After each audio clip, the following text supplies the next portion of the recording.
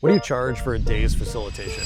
I've worked with close to 1,000 consultants over the last 20 years, and I've heard numbers ranging from $1,000 a day up to $20, $30, even $50,000 a day.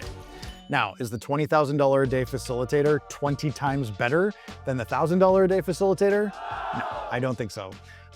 But begs the question, what are they doing to be able to command those higher rates? And so today I want to break down the 3 things that you can do immediately to increase your perceived value and the confidence you bring to your pricing conversations so you can charge more for the work that you're doing. Tip number 1, solve bigger problems.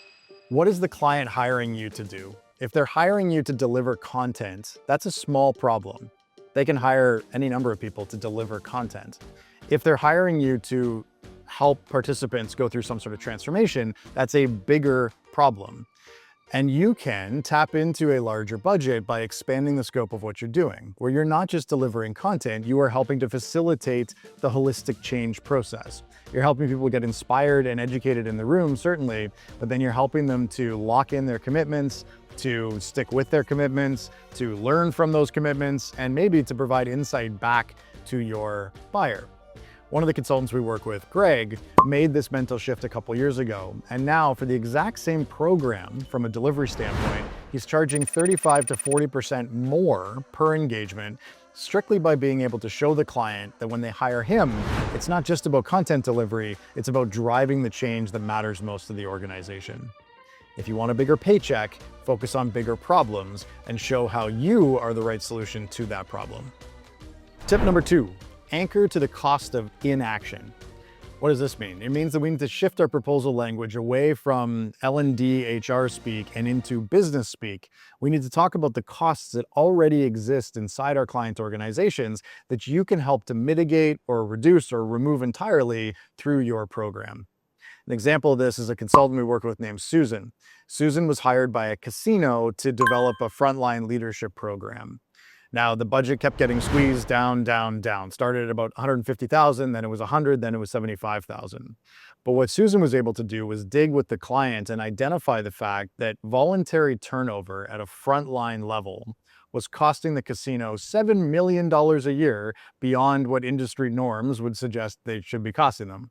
That's 7 million reasons to get the frontline leadership program right. And by anchoring to that, the cost of inaction, hey, if you don't deliver a frontline leadership program or don't do it well, the likelihood is that the $7 million burn is going to continue. What's it worth to you to solve for that? She was able to bring the budget back up north of $200,000 for, again, the same programming with the client.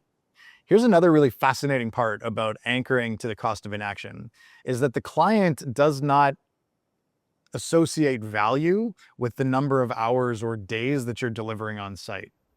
When you anchor to the cost of inaction, the client values solving that pain as efficiently as possible. To the example of Susan in the casino, Susan took what was originally a 12-workshop program, cut it down to 7 workshops, increased the price, and the client was happier because it was around efficiency, not about paying for time on site. And tip number 3, ask for more.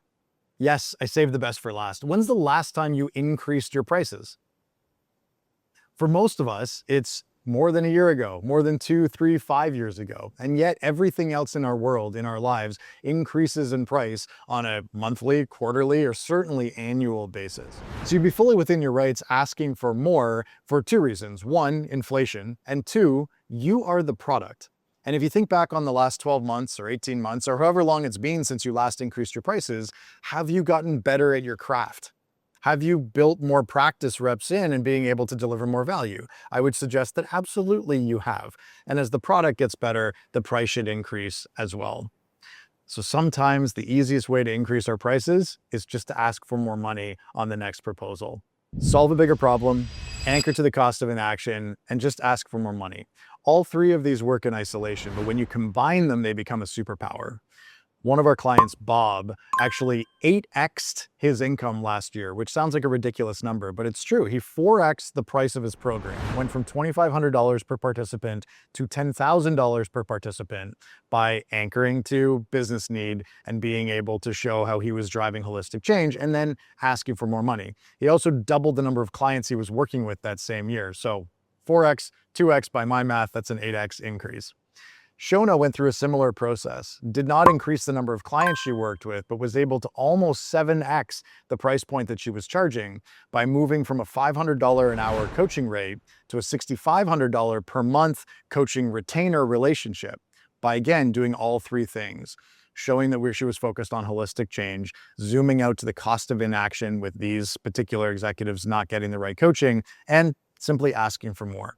Assuming you're already good at what you do, price increases are 30% strategy and 70% competence.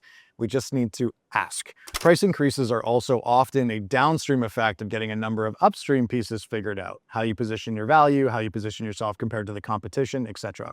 I've got a workshop that I'm running in the near future that goes deeper into the weeds on upgrading your brand, your proposal, your positioning. I'd invite you to check it out. You can comment upgrade in the comments below and I will send you the details for that.